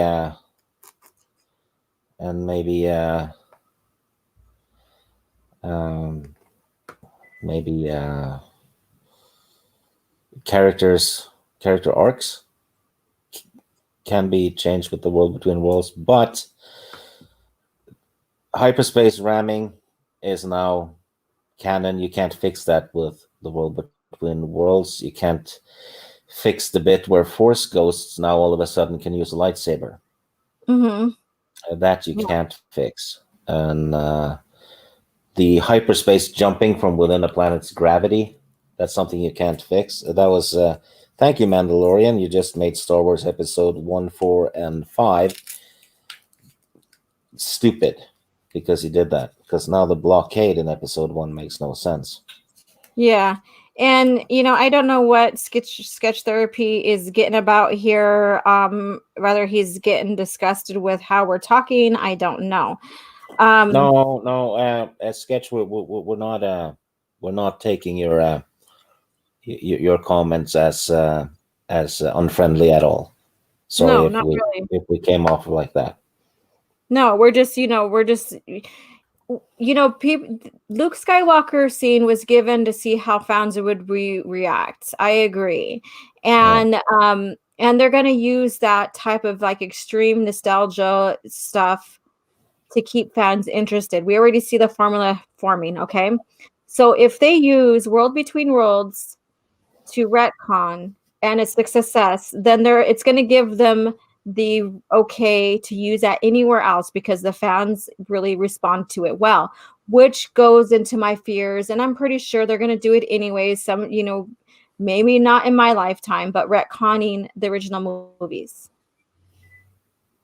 and I Yeah, don't like that. maybe. Well, they've been retconning the original movies indirectly for quite a while now. Hmm. Uh, but let's see. Dark Side users said it was KK that we're fixing. I don't know. I'm gonna stop serving coffee because um, yeah, I'm not sure what he's talking about, but he probably wrote that a while ago. He We're did. lagging behind on the comments, so Yeah, I'm trying to come. I'm sorry, trying to go sorry, through. sketch. We're lagging behind. Oh yeah, he doesn't like what you said about the dual-edged sword, so he's using coffee as an analogy. That's what I'm getting there. Um, what could you highlight his last comment, the one at the bottom? Okay, right here. This one or at the very bottom? Oh, yeah, yeah. The latest comment. Okay. Hyperspace ramming, the one Holdo did. Even if they decanonize the events of the sequel trilogy, that is the hyperspace ramming is still possible. And the hyperspace jump from orbit, yes, it's been done. They did it at least twice, I think, in The Mandalorian season 2. Gideon did it. Yeah.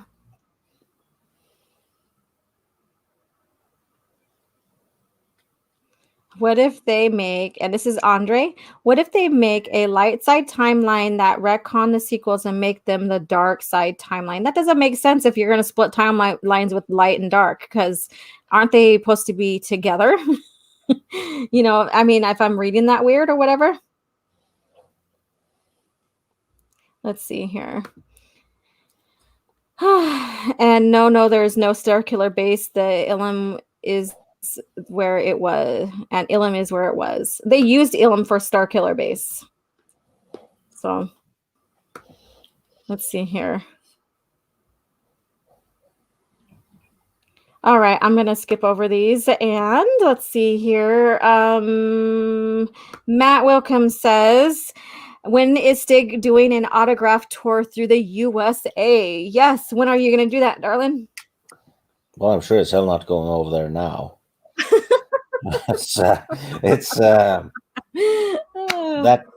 That country's rather tense at the moment. Yeah. I'm not sure what's going to happen. I don't think 2021 will be much better than 2020. Yeah. But there's a lockdown anywhere, right? So I'm probably not even allowed to fly over there. Yeah, so it is what it is. So Sama, the problem I have to just use the old-fashioned way and get a Viking ship and sail over and plunder. When are you going to come join plunder, Stig? Yeah, I can team up with some writers and get a couple of TVs and then go back. There you go. There you go. Make it worth your while, right? Okay, so Sama, the problem aren't only the sequel trilogy movies. A lot of comic books and novels pre-sequels are trash too. So I never really got into them, but from what I've seen, it's kind of, I'm like, I'm not interested. I'm not interested. So Gilderon, time travel and parallel universe is blah, yuck. I agree. I mean, so, like for Legends, it would be cool if Legends had their own continued timeline where the fans of the original EU, original lore, could still continue to get novels and what have you, like having like sort of the Jedi are released like it's supposed to have been. And further stories, that would have been great. That would be great. And then keep Disney timeline the way it is so that fans can go between the original lore and the new lore and choose what they want and stuff. So, I mean, It might be able to work. Yeah, I think, if they just hired some of the old EU writers and let them just continue doing their thing, they don't even have to do a lot, like a book or two per year. That would be... I'm pretty sure that would make the EU fans more than happy. As long as it didn't make them woke or anything. Yeah, just keep the classic writing and expectations they've, they had from the past, the classic integrity and everything, then that would be great. So Matt Wilkins, Stig can bring the peace to our country, and he has a happy face right there. Yeah. Yeah, I don't know about that. But thank you for your confidence, Matt Wilkins. Yeah. Let's see here. And Gilderon, isn't hyperskipping how the Kessel Run was supposed to work?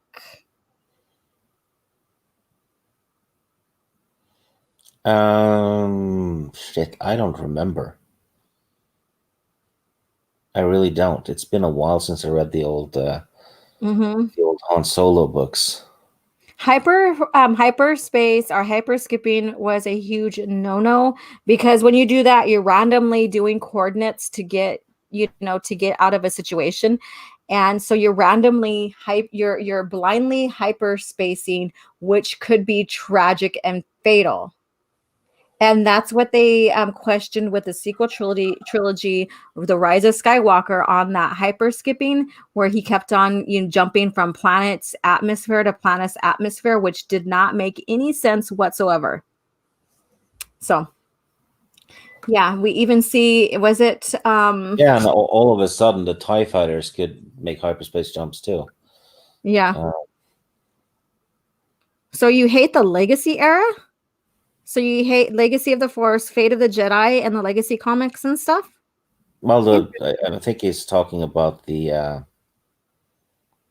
Legacy comics. Yeah, I know. Legacy era includes Legacy of the Force, Fate of the Jedi, and the comics. That's Legacy era. So, was it just the comics are you talking about? So, interesting. All right. Yeah, Shane, it's perfectly okay not to like them. exactly. That's why I say interesting. It'd be fun to know why, like what turned you off about them. That'd be fun discussion. All right, Shane Nolan, yes. And how could a TIE fighter track the ships? Anyways, it contradicts what Pablo Hidalgo wrote about in The Last Jedi Visual Dictionary. Only the Star Destroyers had the vice. Yeah, the thing with Pablo Hidalgo, though, he's caught lying about 20 times now. Ignore him. Yeah. I mean, when he's not insulting fans on Twitter left and right, he's contradicting his own writing. Yeah. Yeah. Okay. Soul Assassin. Stig is our only hope, but there might be another. If I'm your only hope, then you're fucked. Sorry. I love how you giggle with that too. You're like, no. Yeah, I'm like, sorry. You're doomed. Yep. Oh, just go get drunk and do whatever, because I'm not helping. Yeah. All right, the Sentinel. If they did continue Legend, I'd still want those writers to consult George Lucas prior to each novel or project or for the project for guidance and proper continuity. You know what? Hmm. They didn't use his movie scripts, right? Mm-hmm. Why not just make novelizations of George's sequel trilogy and release them under the Legends banner? Yeah. That would have it's not perfect, but it would have made people a bit happier, I think. Yeah. True. So yeah, so he meant the comics. Yeah. So there are some people I've talked with that they didn't care for them. I love them. I really like the story behind them, and it has great continuity, link ups and stuff, lore. So I mean, but to each their own. We all have, like Stig and I, we have novels that I like more than he does, and he likes more than I do. So it's just how it is. It's personal preference, really. So yeah, I never mind it when she's wrong. I never mind it when he's wrong either. So we come to a agree to disagree kind of thing. So, and we can coexist, so the Sentinel. Who's the better liar, Dave Filoni or Pablo Hidalgo? Ooh. Well, Dave Filoni was busted by George Lucas's daughter on a panel. It's I think Ryan Kinnell has that clip. He was taking credit for something. He said he created it for the Clone Wars, and then Katie Lucas chimes in and says, "No, you didn't. The EU did it." And Filoni was like cowering like a little rat.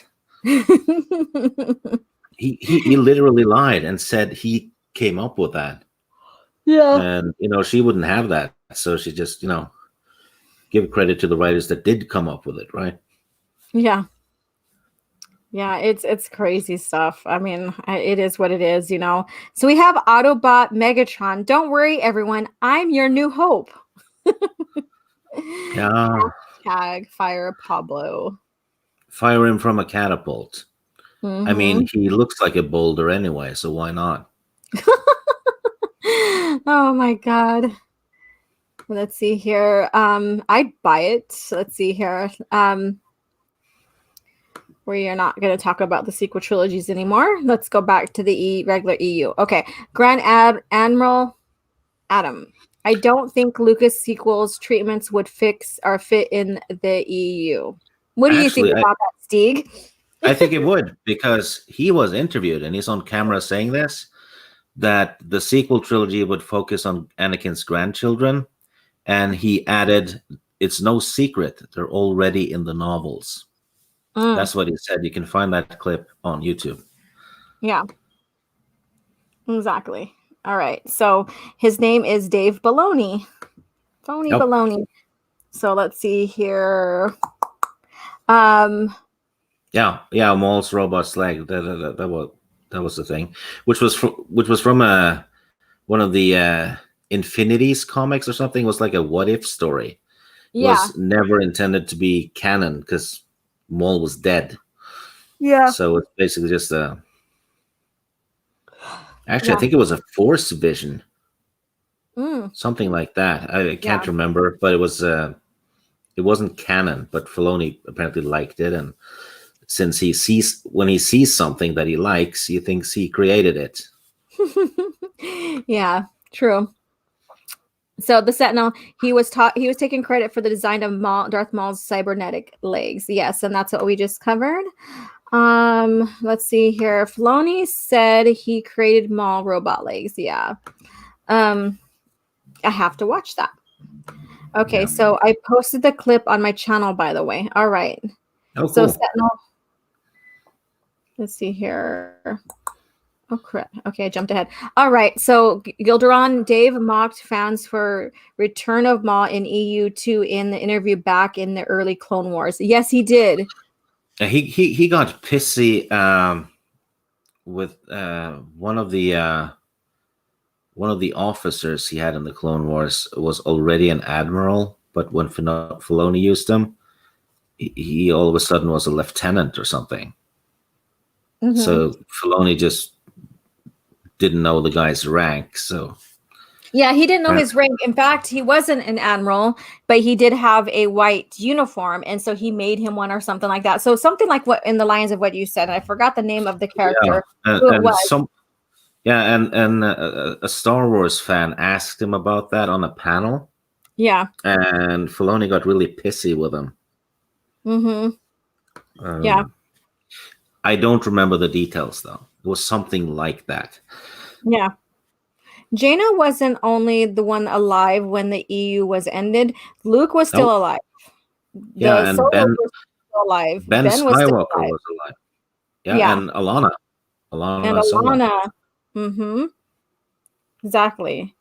So, the big three that I got from, like, if he was to do it like a trilogy, if George would have done a trilogy after Crucible, the big three would have been Jaina, Solo Fell, Jagged Fell, and Yeah, Ben and Skywalker.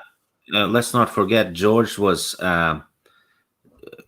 during those books that led up to the ending. Basically, Yeah. he was telling them what to do and not what to do. Mm-hmm. You know, Yeah. like kill off Anakin Solo, but not Jason Solo, and all kinds of stuff. And he also said they could kill off Leia if they wanted to, Yeah. but not Luke. He wanted Luke alive. Yeah. And if he didn't care about the EU, he wouldn't have done that. Yeah, he wouldn't care if those characters were killed off or not, because it wouldn't have made a difference in what he wanted to produce later on and stuff. So, yeah. So let's see here. The Sentinel, Star Wars Visionaries' Old Wounds. Yes. Okay. Yeah. And then I agree. Maul should have stayed dead. Excuse me. Yeah. He should have. But if someone thinks otherwise, that's allowed too. Filoni probably thinks he was the first one to come up with a Jedi fighting with a regular lightsaber and showed a lightsaber at the same time. Yeah. Which isn't the case. We see Luke quite that way. He was the first one to think about helicopter lightsabers, though, Yes. and Uh, the hyperspace whales. That's all oh yeah. Filoni. Mm-hmm. There we go. So he shares the link here in the chat if you guys want to go ahead and take a look at that when we're done here, or at least bookmark it. So let's see here. I'm going to go ahead and start closing us out here. So again, next week, next week we are covering the next two novels, comics in order. So this one right here is the Enemy Lines, and then Yeah, this is where we get to see a dragon eat a sarlacc. Now, yeah, where did we see that last? Oh yeah, The Mandalorian. and then the Mandalorian, and then the next one. So we're doing two at a time, and so the one after that we'll review next Thursday is Hate and Fear, and that's Republic Comet number 60, and of course we have the lovely Ventress on the cover there. So I'm excited to get through these. Again, I couldn't put the comic down. And so I end up reading the whole thing. So now I'm just going to go back and review and just refresh my memory on stuff and what have you. But it's always good. It's there's such a good story that even if I go back and reread, it's just great. It's just worth it, worth the reread as well. So if you have these Republic comics or you have the collection and you want to follow along, I encourage you to pick up 59 and 60 and read them. This picture needs to be a thumbnail next time. Yeah, I know. I think so too. It's a good one. Yeah. And Ventress is actually quite different in the old canon. Mm-hmm. For some reason, Filoni made her a Night Sister, but in this one, she's from a warrior race. Yeah, she's a rat attack. Yeah, rat attack. Mm-hmm. Mm-hmm. And she's competent. She doesn't lose every damn time, like on the Clone Wars. Mm-hmm. Yeah. And then so today at 3 p.m. Pacific Standard Time, my time, we are reviewing Spectre of the Past. So if you guys want to come in and participate on that chat and about that novel, come on in. If there will be spoilers, because I like going through the novel and discussing like the plot and the characters and all that's happening in there. Now, this is part 1 to The Hand of Thrawn. So this is the setup one where it leads up to Visions of the Future. And Visions of the Future, I think, is the thickest novel from the old canon. It's in competition with the one from the New Jedi Order, Star by Star, and that's the emotional one. So if you're really into the Anakin or the Solo kids, this is the one that's gonna, it's the emotional one. And the sketch therapy is saying he just wants us to know that he rambles and may seem off, but he just wants to add perspective for a better view, and he's not mad. He just has a rep for being so. Well, you know what? I can relate to that because, because when I type, right, I'm very blunt and to the point, and that's because that's how we communicate often in Norway. We're very economic with our talks, basically, and straightforward and to the point. So when I type, a lot of foreigners tend to think I'm pissed, which I'm not. So every time I tweet something, it looks like an angry tweet, but it isn't. The mood I'm in now, it's usually my regular mood. So I'm clearly not angry. But I've had people go, we start a hangout and then like, oh, you're not angry at all. And I'm like, no. And they're like, well, it's just saw you tweeting. I'm like, no, I wasn't angry. That was my happy voice. That was my happy voice. They're like, what? But this might not put a happy voice into your, or, put a happy demeanor. So Grand Admiral Adam says Sweden greater than Norway. No. He's like, not. Well, Sweden is a greater asshole than Norway. Yes. Oh, sheesh. All right. So 19K Fox, hello. How are you doing? Hello, sir. Hello there. And let's see here. Yeah, so we're getting ready to close out here. So 19K Fox, you're joining the party as it's closing down. But to go back to Star by Star, it is 605 pages or 606 pages. So I think Star by Star and Visions of the Future are probably the most. Is it a hardcover that you're holding or a paperback? It's a hardcover. Yeah, the hardcovers have less pages than the paperback. Mm-hmm. Okay. Don't know why. It's just a thing. Yeah. Yeah. Correct, Snail Messiah. Snail Messiah is from Denmark, I believe, if I remember correctly. Yeah. So the Danes are good, except for when they call us mountain apes. Geez. Yeah, but we can live with that. Okay. All right. I don't know the banter between the countries there and stuff, and the teasing banter, I guess you can say. Okay, so yeah, 19K Fox, we are getting ready to close out here. I gotta feed myself and prepare, do stuff around the house and prepare for a literature review on Spectre of the Past. Stig more than likely may not be joining us, but I do have a panel set up, so come and join us and as we discuss the novel. So Stig, I'm just joking. I'm not of I am of Norwegian and Swedish descent. So I know I get the Swede comments quite often, and it's just it makes good banter. It's just I'm never angry. I just use it as an excuse to cuss sometimes, and it's all in good fun. Oh, okay. So 19K Fox said he just got done finishing Vector Prime a few days ago, and that he's probably sad because we're getting ready to close out. Oh, so. No, I think it's the thing that happened in that book. Mm-hmm. With the moon. Yeah.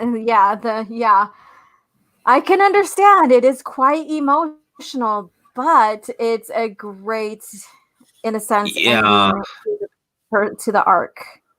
I always thought the New Jedi Order books, they came out at the early 2000s. Mm-hmm. I always felt they were inspired by the Star Trek Next Generation with the Borg invasion. Okay. I saw similarities with that, but okay. Yeah. Yeah. Well, Fox, you only have 18 books left of that series, so enjoy. And this is very dark with new villains that are, very unexpected and hard to deal with. I'm trying not to do any spoilers for those who haven't read it. And basically, there is a lot of death. No character is spared, not even a well-known one. I think the series is really, really great because we get a new villain and we get new perspectives and threats and stuff. And that's just my take, and that's all I will say. So enjoy. The book that I had in my lap, and of course I don't have my camera on, is Star by Star, and that too has another very tragic death as well. And but I said, don't be afraid to read them. Don't be afraid to read them. Enjoy them. They are great. Yeah, they're worth it. Absolutely. Exactly. And then read the shorter series that follow up on. Because this series is huge, but it also sets up a lot of things. Yeah, and there's a payoff. Really, a really good payoff to them. Exactly. So it's like the continuity, like as time goes on in George's company, like New Jedi Order on and stuff, the continuity gets really, really good. Yeah. Really, really good. And there's a lot of great content in Yeah. that. And So this is why we get a bit pissy sometimes, because this great, new Jedi Order series, it got replaced by the sequel trilogy. You yeah. know, that's not good. It Yeah. really isn't. It's like you order, the best steak in the world, and when you get the plate, it has a shit on it. It's like that. Oh, well, yeah, you've got a point there. So, all right. So he says, 19K Fox says, so much Star Wars goodness. Yes. And again, I would love to hear more about what you think. And we could chat on that and stuff. It's great. I love to talk with people about their experiences with novels they haven't read in Star Wars yet. It's so much fun. The discussion's so much fun. So you're gonna have to tell me more about that, 19K Fox. All right, everyone, we're gonna go ahead and close out here. And so Stig, tell us where we can find you. Well, here Yeah. on Thursdays, and on Mondays, I'm on Sporking News podcast, talking about the Game of Thrones novels, which is always fun. It's him and Teresa, Jane Theory is there, and sometimes Christy. A lot of fun, and sometimes Toriel is there. So other than that, I'm not on much anymore because I took a little step back. I didn't want to be on YouTube all the time because time zones, right? And I saw Sketch mention Mary earlier. Last year, and no, not last year, the year before that. I was on Mary's channel every Friday at 4 a.m. my time for a year. So, wow.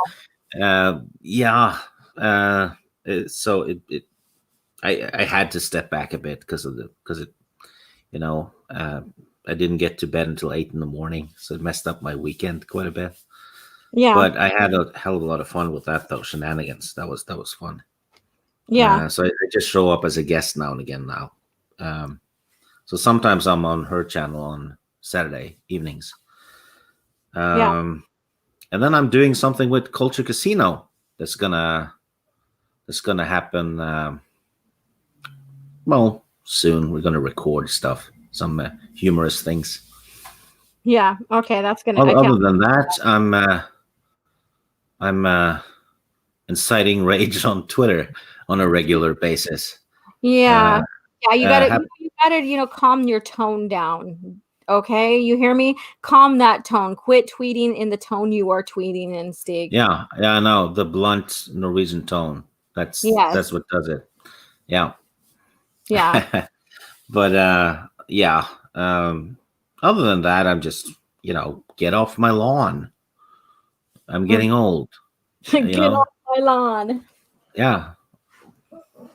Exactly. And so all those that came in and tuned in, I always have a steady between 15 to 20, 25 or whatever, considering, like the time frame I'm in, and people still have working lives and stuff. I appreciate you all for coming in and joining in on George Lucas' era of Star Wars and reviewing the comics and having wonderful discussions with Stig about the comics, the continuity, lore, what have you. And again, you can find me here Thursday mornings on my channel, and once or like every 4 to 6 or 8 weeks for a literature review, depending on what we're reviewing. I do post lore videos as well as compare and contrast videos, which I am preparing to do another compare and contrast. I almost have it ready to upload, so stay tuned for that. And I do have finishing on the Jedi lore that I'm been doing. I took a small break from posting lore videos and stuff because of school, my college work. And so I'm ready and starting to put everything back on track for my channel. You guys can become a member of my channel. So if you do, it's greatly appreciated. Every bit helps me, get because I'm collecting the comics now. So every bit helps me collect the comic collections that Disney Star Wars has been putting out with Legends comics, Dark Horse and all that. And that's what we're reviewing here. So I get the actual, print. So everything helps, and you guys are such wonderful supporters, and I adore every single one of you guys. So you guys have a great year, and we'll see you next Thursday. And oh yeah, and we'll see you later on today at 3 p.m. Pacific Standard Time for our review. So thanks again, and may the force be with you. Take care and be well, all of you.